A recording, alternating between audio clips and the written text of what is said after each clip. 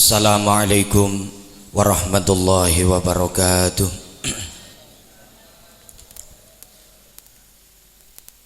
Bismillah, alhamdulillah, wassalatu wassalamu ala rasulillah Sayyidina Muhammad ibn Abdillah wa ala alihi wa sahbihi wa mawalah, amma ba'du. Hadratul kiram wal muhtaram, para alim, para ulama, wabil khusus Romo Kiai Haji Nur Hadi Muhammad yang senantiasa kita harapkan barokah beserta doanya kepada Gus Maulana Syuhada yang saya hormati, semua jamaah istighosah dan juga semua santri rahimakumullah. Mari kita panjatkan rasa syukur kehadirat Allah Subhanahu wa taala, yang mana pada malam ini kita masih dilimpahkan taufik serta hidayah oleh Allah sehingga kita bisa berkumpul di majelis yang penuh barokah ini dalam keadaan sehat walafiat. Salawat ma'assalam semoga tetap tercurah limpahkan kepada Nabi kita Nabi Muhammad sallallahu alaihi wasallam. Ma'asyiral hadirin rahimakumullah, seperti biasa saya melanjutkan menjawab pertanyaan dari jamaah yang bernama Ibu Ana. Ibu Ana alamatnya Buring. Pertanyaannya, jika memberi hadiah pada orang tua yang sudah meninggal dunia dan orang tuanya agamanya lain, itu bagaimana hukumnya? Memberikan hadiah kepada orang tua yang mana orang tuanya agamanya lain, anggaplah non muslim. Itu kalau di kitab Nihayatuz Zen terkait apa itu salat hadiah. Salat hadiah. Di sini hadiah di sini umum. Apa itu hadiahnya salat atau salat hadiah? Kalau di kitab Nihayatuz Zen itu namanya salat lil unsi. Ya, salat lil unsi, salat untuk menyenangkan mayit. Baik itu hadiahnya salat atau hadiahnya sedekah. Sedangkan orang tuanya itu beda agama, ini enggak bisa sampai. Kalau masalah hukum sholatnya tetap sah saja, cuman enggak sampai, pahalanya itu enggak sampai, alias putus. Di samping itu nasab pun juga putus. Antara ikatan orang tua dengan anak kalau beda agama putus. Secara nasab. Jadi coro orang tuanya ini non muslim, ya, punya anak perempuan Islam. Ketika anaknya tersebut menikah, dia nggak punya wali, putus. Ayahnya non muslim, nggak bisa menjadi wali. Walinya siapa kalau begitu? Wali hakim. Putus secara nasab, putus secara apapun, amaliyah apapun yang dilakukan oleh anak kepada orang tua, putus semua. Nggak bisa sambung kepada orang tua. Niki ya lain lagi kalau itu sudah merupakan takdir Allah Subhanahu wa taala. Ini udah beda pembahasan. Misalkan orang tua tersebut selama hidupnya non muslim, ketika di akhir hayat ternyata orang tua tersebut apa itu matinya husnul khatimah, nyebut syahadat, nyebut kalimat tauhid la ilaha illallah, dakhalal jannah.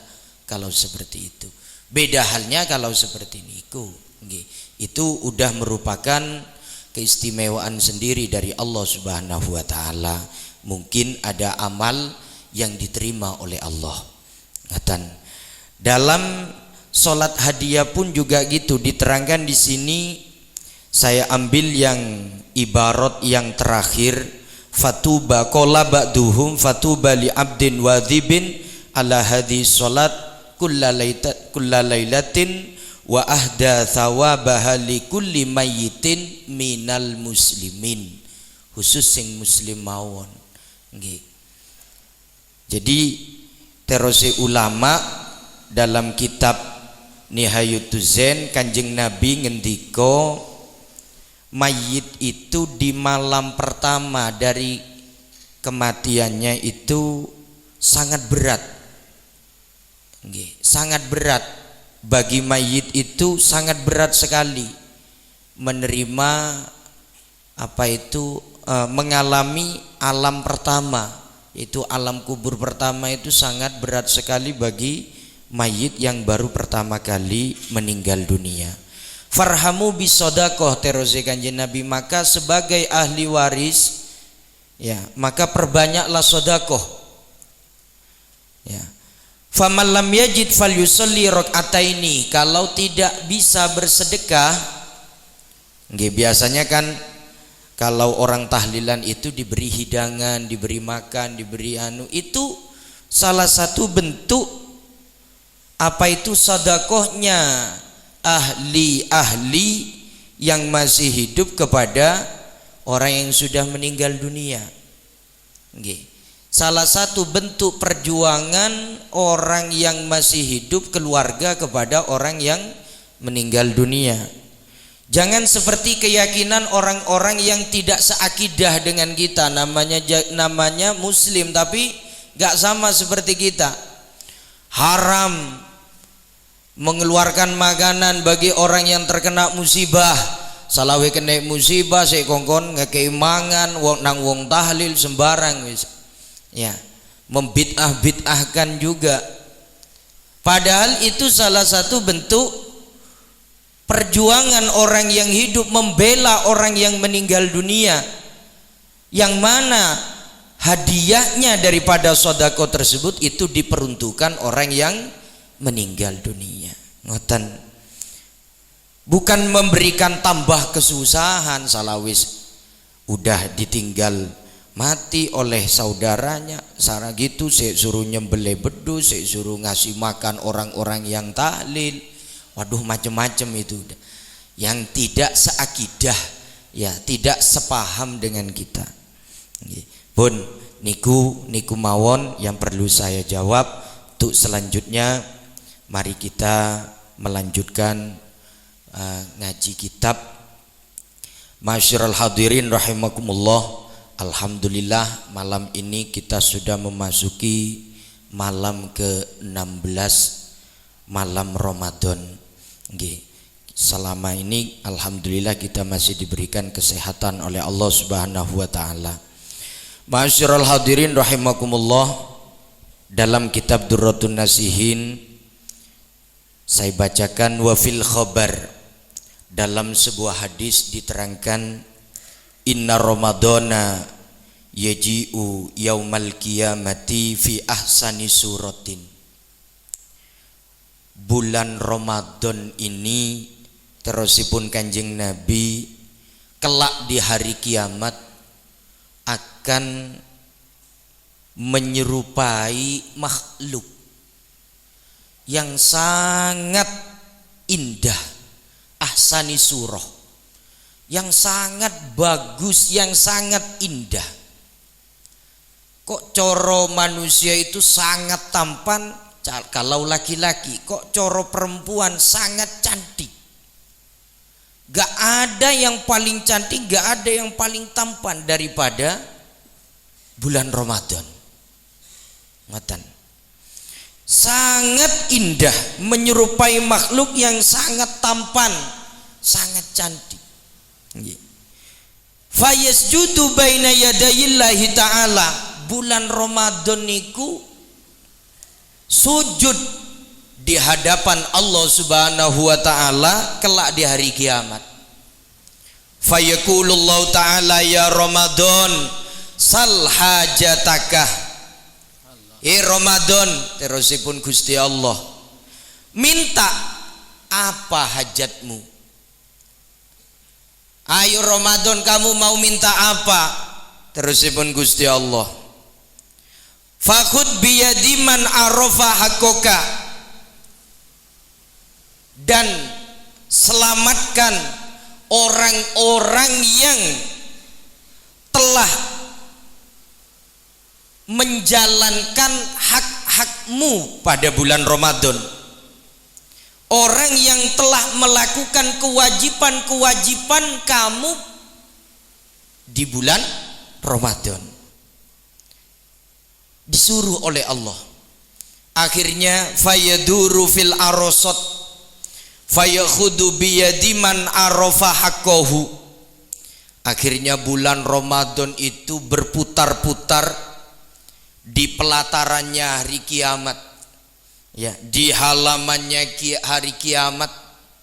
Bulan Ramadan itu muter-muter mencari orang yang melakukan kewajibannya pada bulan Ramadan. Apa saja kewajiban orang-orang yang perlu dilakukan pada bulan Ramadan? Ya, di antaranya nggih seperti niki. Siangnya berpuasa, malamnya qiyamul lail. Nggih. Nggih zikir kepada Allah malamnya, nggih tarawih, nggih istighosah, sholawatan, perbanyak istighfar, tahajudan. Ini orang-orang yang melakukan haknya pada bulan Ramadan, sehingga ini yang dicari nanti oleh bulan Ramadan di hari kiamat. Setelah ketemu orang-orang yang melakukan kewajiban-kewajiban pada bulan Ramadan, dipegang tangannya oleh bulan Ramadan, fayakifu baina yadayillahi ta'ala, dibawa ke hadapan Allah subhanahu wa ta'ala orang-orang tersebut. Fayaqulullahu ta'ala, ya Ramadan madza turid. Setelah orang-orang tersebut dibawa ke hadapan Allah, Allah bertanya kepada bulan Ramadan, "Hei Ramadan, apa yang ingin kamu harapkan? Kamu ingin apa Ramadan pada orang-orang ini?" Fayaqulu uridu ayatawajja bitajil wikor. Gusti, saya ingin mereka niki sampean beri mahkota kehormatan, mahkota kemuliaan, tanda, sebagai tanda kalau orang-orang yang memenuhi kewajibannya pada bulan Ramadan itu betul-betul dimuliakan oleh Allah subhanahu wa ta'ala. Diberi tanda yaitu mahkota. Coro raja itu mahkota, nggih, mahkota. Fayatawajjahullahu ta'ala bi alfi tajin. Akhirnya oleh Allah per orang itu diberi mahkota 1000. Coro kuplu itu diberi kopiah 1000. Yang kuide kamma. Kalau mahkota 1000 langsung satu kopiah aja dipakai, ya pantasnya ya satu. Kalau dua sampean punya 3 kopiah dipakai sekaligus, ya yang nggak bagus kelihatannya. Ya. Tapi ini oleh Allah diberi 1000 malahan. Mahkota yang terbuat dari emas, permata, berlian, 1000 mahkota untuk satu orang niki. Bukan itu aja, thumma yashfa'u fi sab'ina alfan min ahlil kabair. Orang tersebut diperbolehkan oleh Allah mensyafaati atau menolong 1000 orang-orang yang ahli dosa besar. Jadi diberi hak oleh Allah untuk menolong, misalkan punya teman, punya keluarga, punya tetangga yang ahli dosa-dosa besar, itu bisa ditolong oleh orang-orang yang melakukan kewajiban pada bulan Ramadan. Bukan itu saja, orang-orang yang melakukan kewajiban pada bulan Ramadan summa yuzawwiju bi alfi haura, oleh Allah dikawinkan dengan 1000 bidadari. Satu orang dikawinkan 1000 bidadari. Kula hitung tak mabuk kula. Istri saya satu wis tak mabuk. Apa boleh bareng Gusti Allah beri 1000 bidadari. Pondok dari kamu Pak Baidi. Mon 1000. Kalau di dunia kawin satu, waduh itu udah kata si istri laki-laki idaman. Kawin 2, aduh laki-laki jahanam kata orang perempuan.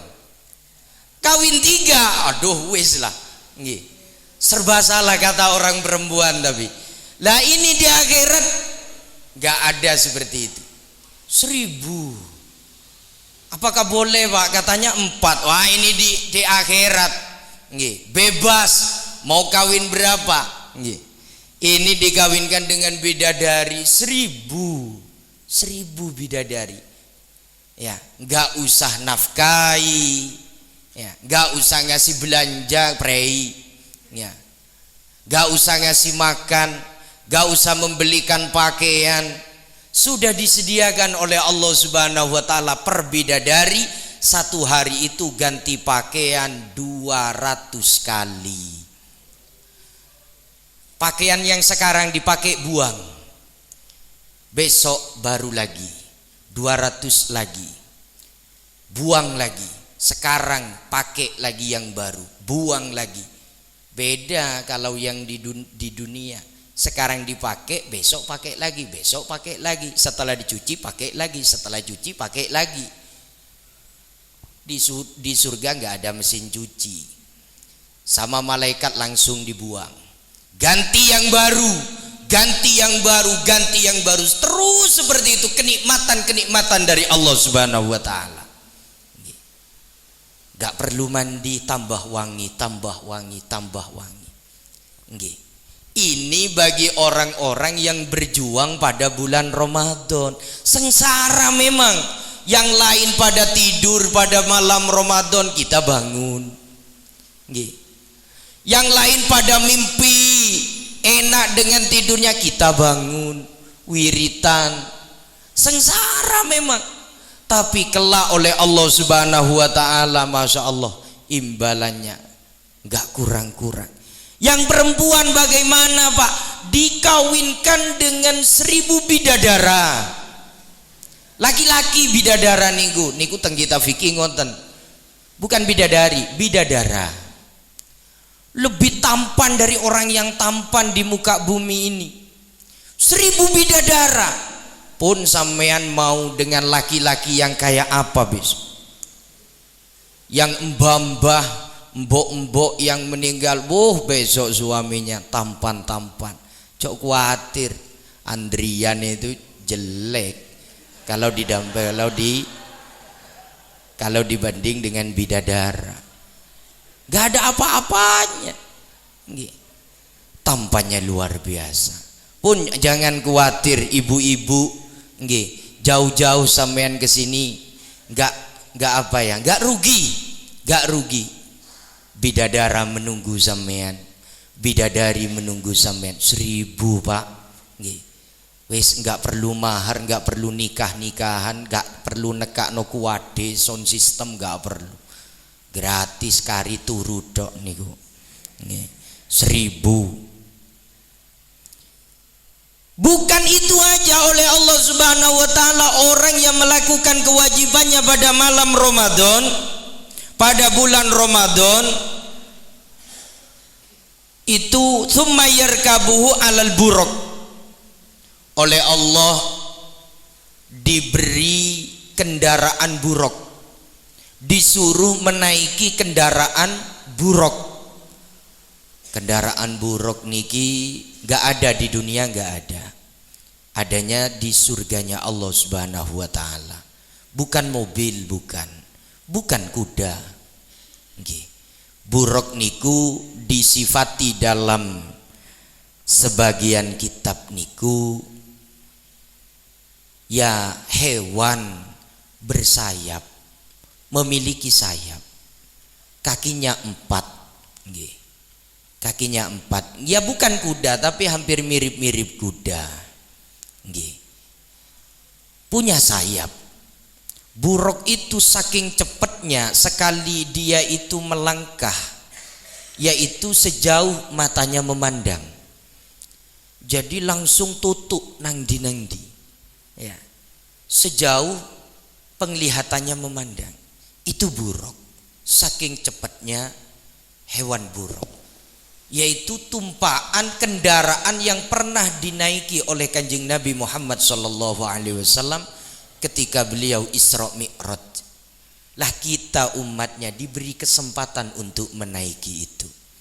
Kayak apa buruk? Penting masuk dulu ke surga, nanti tahu nanti buruk itu. Ya, kalau masuknya ke neraka ya tak tahu buruk, tahu kala jengking, wal ular dia juga lah tahu ini. Ya. Bukan itu aja, oleh Allah Subhanahu wa taala ditanya lagi, Ramadan, ya Ramadan, sal hajatukah, minta lagi Ramadan, apa yang kamu inginkan? Fayaqulu qadaita hajati ya Rabbi, sampun Gusti pun cukup niku. Ya, sampai bulan Ramadan ampun-ampun, angkat tangan udah, saking banyaknya kenikmatan Allah yang diberikan pada orang-orang yang melakukan kewajiban pada bulan Ramadan. Akhirnya diberi bonus oleh Allah. Wes tak kasih bonus Ramadan. Ya. Fayu'ti mi'ata madinah min yakutatin hamra wa zabarjud. Bonusnya oleh Allah, per orang itu diberi kota 100. Kemarin 1, ini 100. Diberi kota 100 yang dipenuhi dengan intan permata yang merah, ono sing ijo. Ya. Khusus untuk orang-orang yang melakukan kewajiban-kewajiban pada bulan Ramadan. Nggih. Kurang senang bagaimana? Kurang tergiur bagaimana? Nggih. Yang tidak tergiur, yang tidak senang, ini berarti ada yang konslet berarti. Udah diiming-iming seperti itu, wah bohong Pak Gafa ini. Bukan Pak Gafa yang bilang, ini Kanjeng Nabi. Mosok nggak percaya pada Kanjeng Nabi? Nggih. Sifatnya Kanjeng Nabi udah sidik, amanah, tabligh, fatona, itu udah jelas. Nggih. Yang tidak ingin, ya, setak tero dengan apa yang telah diiming-iming oleh Kanjeng Nabi. Oh, berarti ada yang konslet dengan hatinya, ada yang konslet dengan imannya, imma munafik wa imma kafir. Itu yang perlu dipertanyakan. Masyarul hadirin rahimakumullah. Sekian, tidak banyak apa yang saya sampaikan. Semoga menjadi tambahan ilmu yang bermanfaat bagi kita kesemuanya. Kurang lebihnya mohon maaf. Assalamualaikum warahmatullahi wabarakatuh.